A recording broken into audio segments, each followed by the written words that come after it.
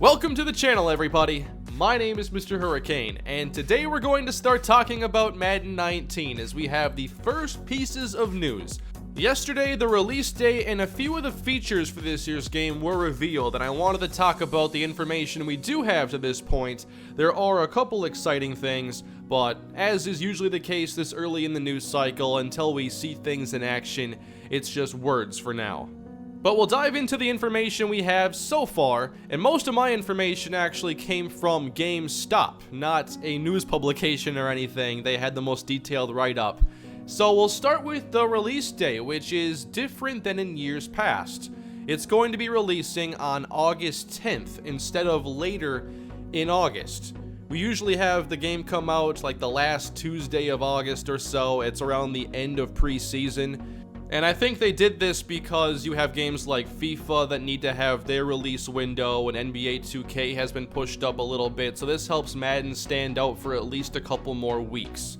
This also distances the game from week 1 of the NFL season, which starts on September 6th with the Falcons and the Eagles. Instead, the game's release day is actually during like the first preseason games. The 10th has 2 preseason games that day, and that's when the game drops. But if you pre-order the Hall of Fame edition, which they've done this in recent years, this is an $80 version with Ultimate Team content in there, and it releases a few days early. And the Hall of Fame edition will be available on the 7th. It'll cost $80. It'll have Terrell Owens on the cover. We don't know the cover athlete for just the standard version of the game, but Terrell Owens will be on the Hall of Fame edition. And as far as the pre-order content with that extra $20, you will get the 3-day early access, your choice of 1 of 5 Elite Hall of Fame legends, I don't know which ones, your choice of 1 elite player from your favorite NFL team, 12 gold team fantasy packs, 1 training pack, 1 Madden 19 cover athlete elite player, and 2 custom uniforms in Madden Ultimate Team. I'm also seeing on GameSpot that EA Access members on Xbox One will get access to the game for a limited number of hours on August 2nd. So the game comes out about 2.5 weeks before it normally would, so it's a little bit shorter cycle than normal. But let's get into some of the actual features announced for this game, and I'll start with one that's going to have a lot of us franchise players excited. Custom draft classes are coming to Madden 19. I'm looking forward to it. Many of us have wanted this feature, and we don't know the true details of it, but I'm guessing that it's going to let you make as many players as you want, and then it'll generate classes. But it does say on GameStop that you can create, share, and import custom draft classes. So there's going to be that element now to the game. It's going to add a lot of interest, I think, to franchise mode. And for me, I know I definitely want to have the chance to go and make players from dynasties of mine and have them now enter the NFL draft. And I'm not sure, exactly how it's going to function, but I'm looking forward to at least having that option now because we've been waiting for this for a long time. Speaking of franchise, we all know that the mode did not see many improvements for last year. Basically, reorganizing your draft board was the main feature. So we all want to see franchise deliver a lot more to us after a very down year in Madden 18.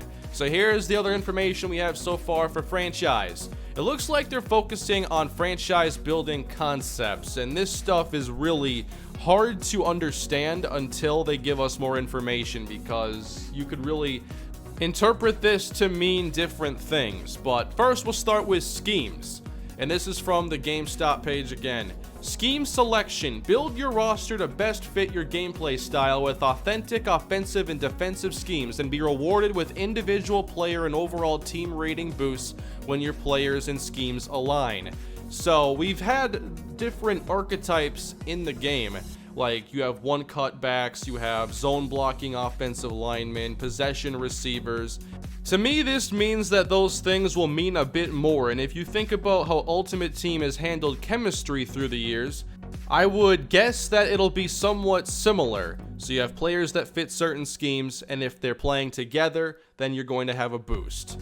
They have depth chart positions. Designate players to fill specific roles that best fit your scheme on both sides of the ball and on special teams. I love the sound of this, and this is something I didn't think they would address this year, if it's what I think it is.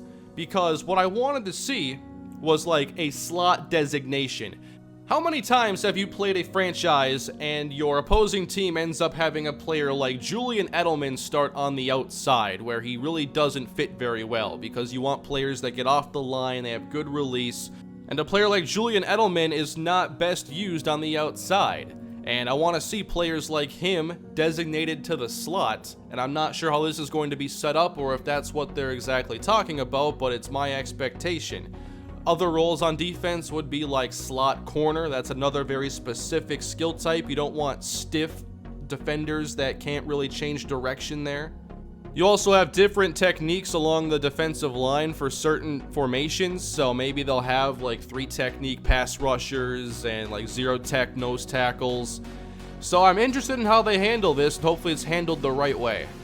Special teams is also another one here, and maybe they allow you to actually designate like punt gunners, who you want to be the first ones down there attempting to make the tackle.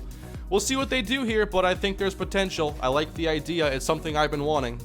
The next section for franchise is called Player Development. They have positional archetypes. Your scheme determines which archetype is best for each position. Each positional archetype comes with strengths and weaknesses, making your decisions about who to build your team around much more important. Choose from up to 4 archetypes at each position on offense and defense to fit within your selected schemes. I definitely like the sound of that. I do like the idea of having your scheme and getting players that fit it. I do want to see what happens if you have a team that doesn't fit your scheme versus teams that do fit your scheme and what that comparison is, but I do like this direction for franchise and team building. There's also a new skill point system in Madden. It provides a more seamless and balanced method for player development. Earn XP on the field to earn skill points to help boost the player 1 overall point. Each skill point upgrade will permanently boost multiple ratings related to the selected archetype. I love the idea of this because the current XP system, to me, it's just silly. I don't like it because you can pretty much upgrade various skills that are pretty important for players. Now, they made it so upgrading like strength and speed, physical traits are tough, but how easy is it to upgrade a running back's carrying?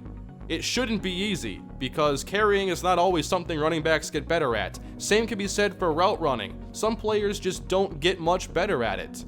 Accuracy is another one for quarterbacks. The players who are inaccurate in college tend to be inaccurate in the NFL as well. And while players can get better at route running, carrying, and accuracy, I don't think it should be as easy as it has been, because it's allowed you to take pretty much any player and turn them into an accurate quarterback or a great route runner. So I don't know how this new skill point system is going to work, but it looks like it's going to be more performance based, and it's going to upgrade based on that player's archetype. I also believe this is going to end up helping the CPU upgrade their players in a more logical way, because it seems like everyone's players will upgrade now with the same logic, because with the CPU they do some weird stuff. They upgrade run blocking primarily for tight ends, and that just screws up all the tight ends in the league because they're not focused on anything else. So while some might like that control, I'm always about realism. It's the only thing I care about in sports games. To me, realism equals fun. That's how I look at it. That's how I play the game. So I like the sound of this stuff. I just want to see how it all works to my expectations. We'll obviously be having a lot more information over the next couple months as we get a very abbreviated news cycle. EA Play is not too far away, and the EA Sports website says that we can learn more about Connected Franchise the week of June 11th. So a couple more weeks, we'll talk franchise again. But let's move on. We're going to talk gameplay now, and there are some cool things here as well. And the top thing is real player motion. Built from the ground up, Real Player Motion transforms the way you play Madden, delivering game-changing control and precision on the field.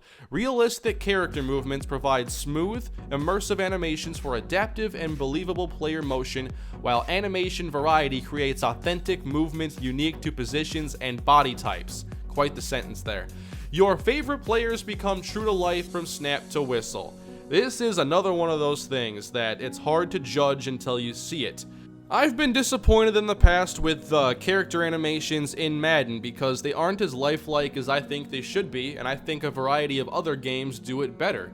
Maybe even Battlefield as an example, that's run on the same engine now, so maybe Frostbite engine is going to be helping out in this department. We'll have to see. I know back on Madden 25, when everything made the jump to this generation of consoles, on the back of the box of Madden 25, they had something called True Step player motion, and Madden 25's animation was not very good. This one's called Real Player Motion, and you can call it whatever you want, but I just want to see if it really does better replicate how real football players move on the field. And I do think that Madden needs to be a bit more responsive and tight with their controls so you can do things at precise moments and in precise areas and not feel like you don't have full control of your player. So I have high expectations for this. I'm sure it's going to be a lot better than we've seen in the past, especially with the second year in the Frostbite engine. So I'm definitely looking forward to that. They have some new gameplay concepts. One cut. Control your ball carrier to change direction, avoid the tackle, and accelerate toward the end zone. Hit the hole. Allows your ball carrier to find the open lane, maneuver around your opponent, and seamlessly run through the lane for extra yardage. Push the pile. Here's an interesting one. Power through defenders at the line of scrimmage for that critical inch to get a first down or touchdown. Zone Coverage AI. Authentic NFL zone coverage principles better equip defenders with necessary intelligence and techniques to counter offenses more effectively. I'm really interested here in how the one cut and hit the hole mechanics are going to work, because running the football is something I really enjoy doing in the game, but oftentimes the hole I'm trying to get to is not directly in front of me, so I have to change direction, and a lot of the jukes are too slow and you can't exactly hit that hole at full speed or as quick as you would like to, so hopefully that's a little bit better. Push the pile does sound pretty cool. Do want to see how that works, and hopefully there is some push back from the defensive lineman so that 3rd and inches isn't too easy.